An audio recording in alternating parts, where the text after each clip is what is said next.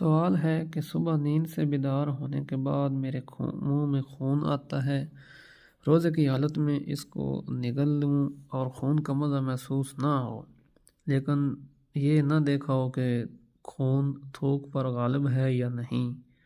کیا ایسی حالت میں روزہ فاسد ہوگا یا نہیں؟